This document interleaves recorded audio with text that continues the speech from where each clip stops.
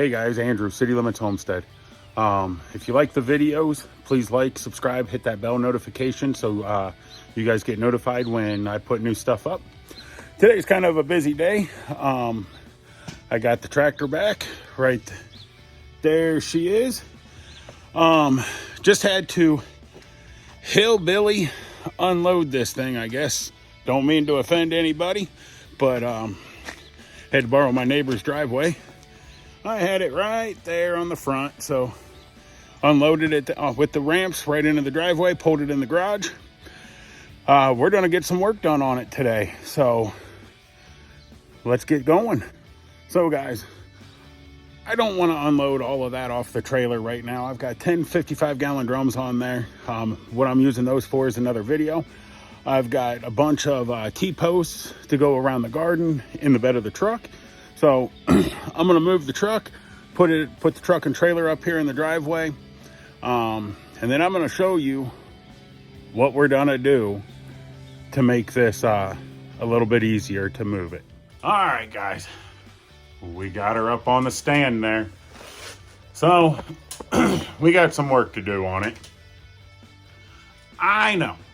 Before you guys even start, yes, I did just get it back from the shop. But I want to build something to add on to it. Also in the front, I want to put a mower deck on the front of this. So yeah, I've got a mower deck up there that I'm going to convert to the front of this thing. And I am going to put a hitch on the back of this, a sleeve hitch. So if you don't know what a sleeve hitch is, it's pretty much what it is it mounts to the back of a tractor. You can't find them for this old of a tractor anymore.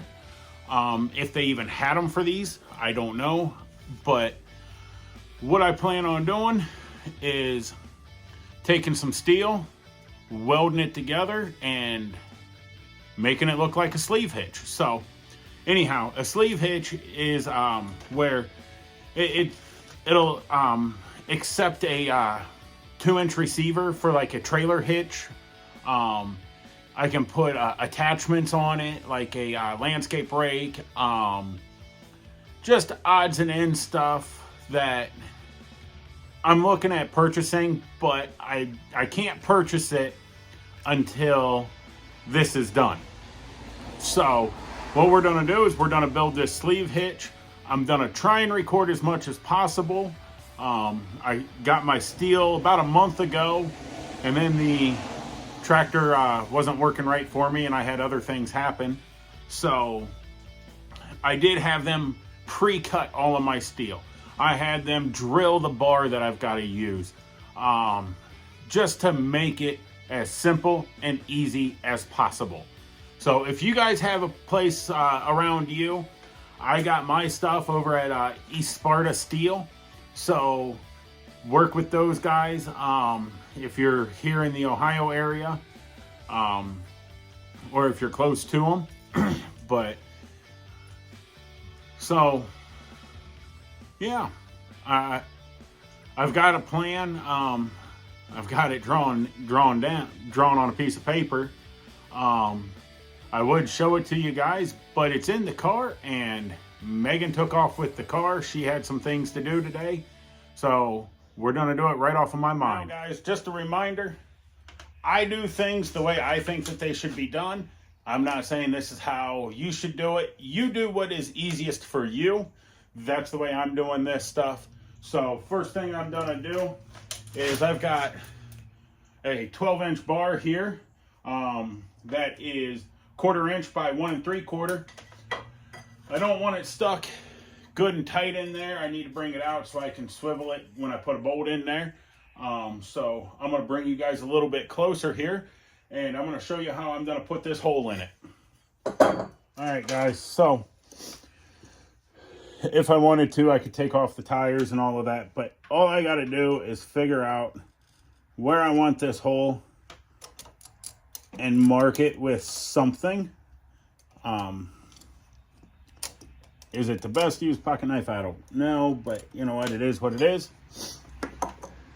I can kind of see where I want that hole at. You can see those scratch marks right there. That's where I'm going to put a hole at, right there at that intersection. So what I did is I found the drill bit that fits through this hole good and tight.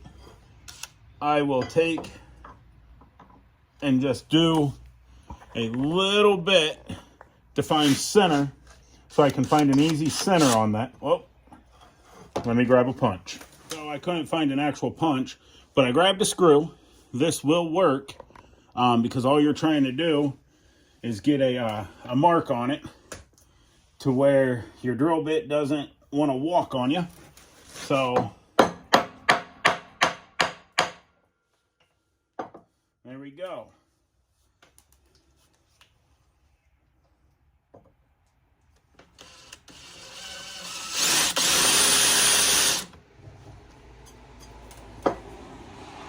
That's all I wanted on that.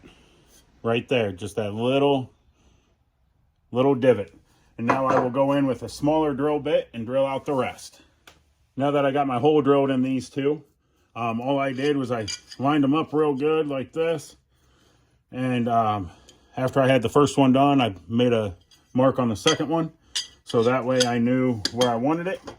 Now I'm going to switch over into one of these step bits. And I'm going to go up to, well, I'm going to use the 1/2 inch marker to round out the holes a little bit. I'll show you guys that when I'm done with it. I got my hole in there. I know it's off center, but I want it that way. You can kind of see if you look, you can see how I round it off right in here a little bit. That way when I grind that down, I don't get any burrs inside the holes. Did it on both sides. It'll make it easier for the pin or a bolt to go through, whatever you choose to use. I got these levels from side to side like this. I don't want them this way to be level because sometimes you got some things that are going into the ground, like a trencher or something like that, that you can get, it'll slide into the hitch, and you can drop it right down into the ground, and it can go up to a foot down. So I want to be able to get this all the way down, setting on the ground, and be able to do everything that I'm wanting to do. Now, as you guys can see, I welded that in there, and I tacked my bottom plate on. I am not a welder. I am not a professional welder. I am doing this as a hobby, and I'm trying to figure out how to weld by myself. So this is pretty much what it is. I will have another plate on top, and then I will also have other pieces on the inside here to support everything. So yeah, let's get back to work. Also, I will not video me welding because I hate it when I watch videos of people welding with the bright light and everything. It hurts my eyes. I don't have anything to cover up the camera so it doesn't bother you guys. So you'll just have to see what it looks like when I'm done. So I got the bottom plate on. Ugly welds, but you know what? I'm not a professional, nor do I claim to be.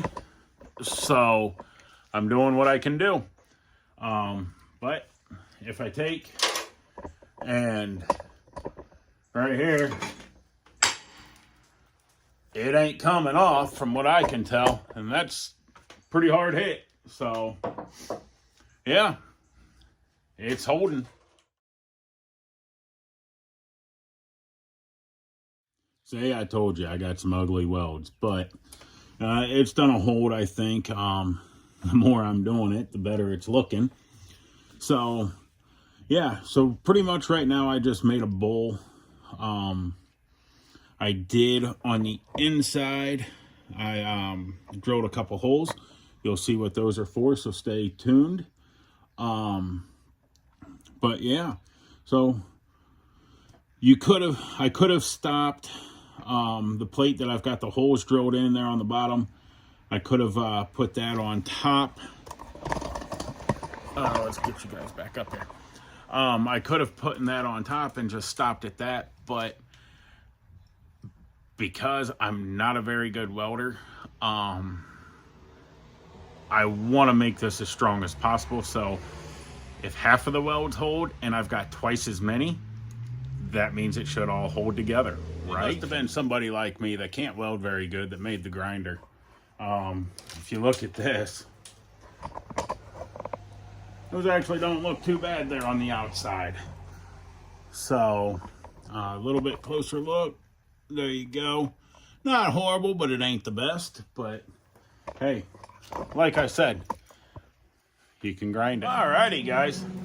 I don't know if I showed it or not, but there we go. That's the base plate of everything. Right here on the inside, right in here, there is another one of those pieces, one of these. Sorry, I've got things spread out. There's another one of these sitting in here like that and down below. I don't know if you guys saw a shot of that or not, but then I just welded on the top. I put that piece in there so as I put my part on, which you guys will see that when we get to it. But when I put that on, I wanted to make sure that as I'm bolting it down, it doesn't crush and smash the plates and everything. Told you guys, my last weld today would be the best one. There we go. So I just went through, I flipped it over and welded the bottom part of it all, so that way everything is for sure to be solid.